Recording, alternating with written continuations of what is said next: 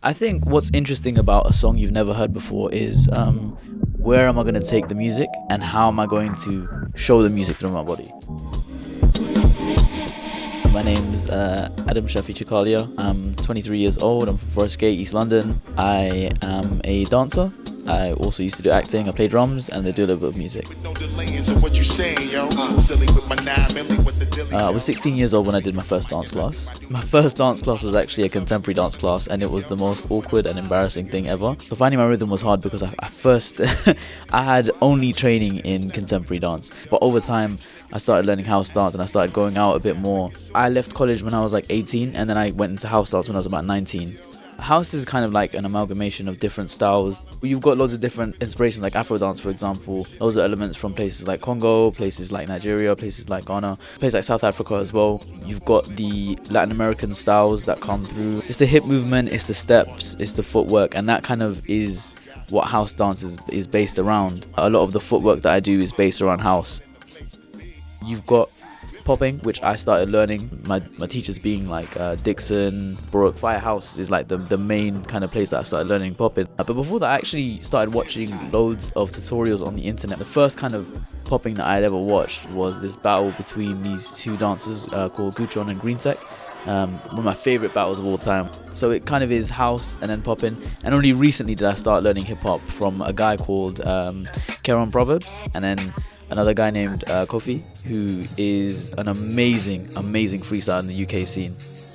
So you're looking at house, popping, and hip hop, and it's kind of like a fusion of all three whenever I move.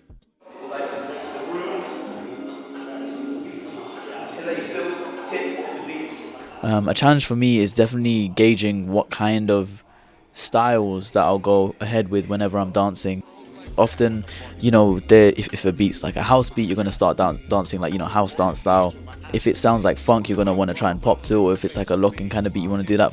For me, I think it's definitely trying to gauge how much of it is through just the expression and how much of it is based around like techniques that I'd use for certain different styles.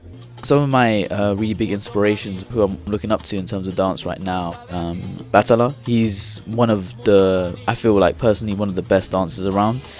He kind of fuses his kind of like popping style with a lot of his footwork, which comes from things like salsa and I think maybe merengue as well, mainly because he's actually Colombian, and so he takes the inspiration from there and fuses it in the way he moves. And I just can't get over how he makes less is more a big concept in the way he dances. That really inspires me. Some of my mentors as well in terms of dance are like Dixon and Brooke. They're the two main ones that taught me. Sean as well, from Firehouse Crew. They're really big inspirations in my life, and they've basically taught me about popping, and without that I wouldn't have been able to come into the scene the way I have so far. As a dancer, whenever you're viewing other people dance, the things that you can pick out are a little bit more, there's a lot more depth as well in kind of the movement. Often people who watch it from the outside can hear beats, but there's something that I got taught, called sitting in the pocket when I started learning popping from Dixon, and it was about not just being on the music, but being in the music.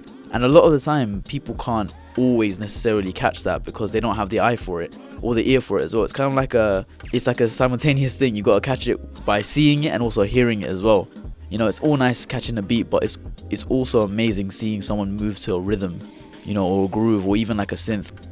Your eyes start getting trained to see the way that people are moving in and out of those grooves while also being on beat, and that to me is just mind blowing.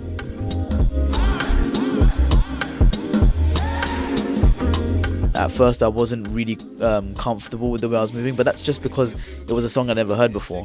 So it took a lot longer for me to feel more comfortable sitting in that pocket and actually dancing to it the way I felt like I was going to dance to it. What would be even better is if I was able to just let myself go a lot more when it comes to dancing.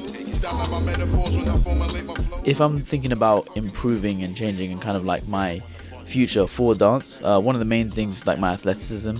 I'd love to have a lot more endurance and stamina to be able to dance for longer, but it's also important as someone who goes into battling, which I haven't done yet, which I'm looking to do as well as one of the things in the future, is learn your power moves, learn to be able to go down to the floor and move on the floor as well. Learn to be able to do a bit more of acrobatic movements, because that always helps whenever you're dancing.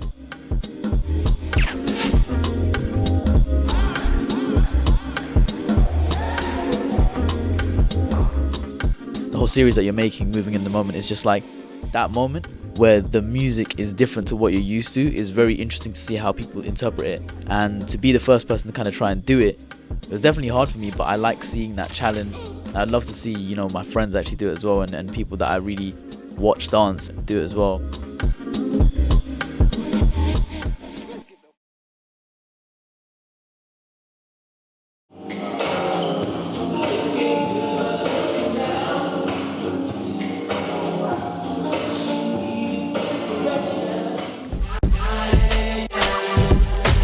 Hey, my name is Adam. I just finished my first episode of... Hey, my name is Adam. I finished my first episode of Moving in a Moment, and that's a wrap.